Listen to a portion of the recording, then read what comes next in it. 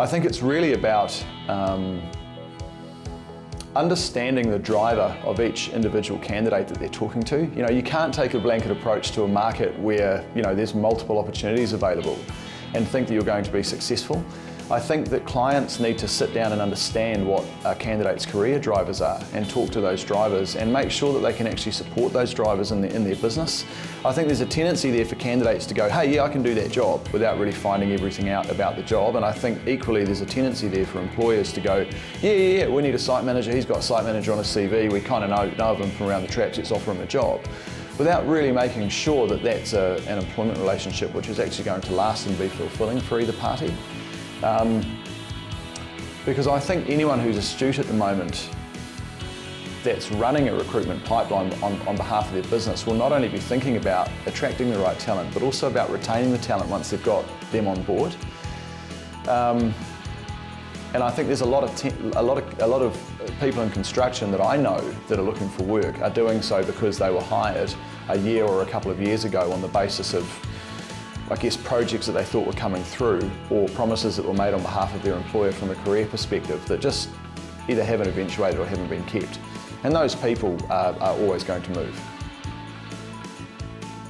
People are looking for their employer to understand what's happening in their life and make allowances for those things. You know, as well as that too, you know, you've got new OSH laws that are now in effect. You know, you've got to be very, very careful about how long people are working. And the hours that they're committing on a weekly basis. And I think the candidates that I'm talking to, it's no longer about how much will I get paid, how much will I get paid. Don't get me wrong, that's definitely in the picture, you know, and we've got to be able to tick that box for them. But the reality is that people are now looking to have a life.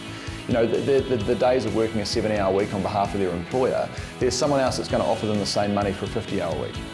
So employers have got to look at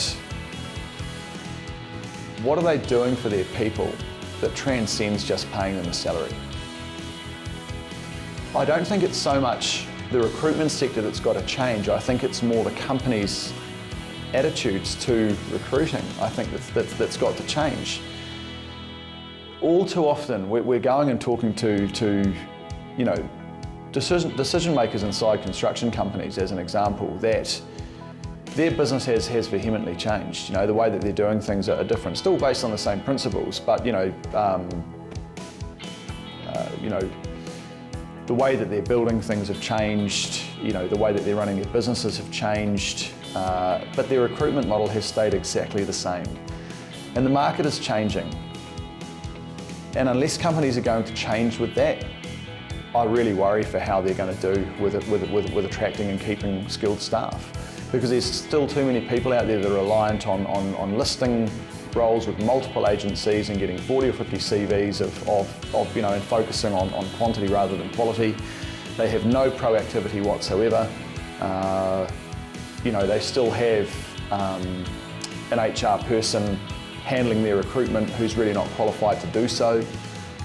You know, there can be a number of things which can really hamper their efforts. And that's the key message for me is, you know, when was the last time you sat down and looked at your recruitment strategy and went, well, hold on, if this market's going to change and the talent shortage is going to get worse and worse and worse because it ain't improving, then what are we actually doing about that as a company to address that issue? Because I'll tell you right now, if it's not your biggest issue right now, it will be. It will be that way in the next 12 to 24 months.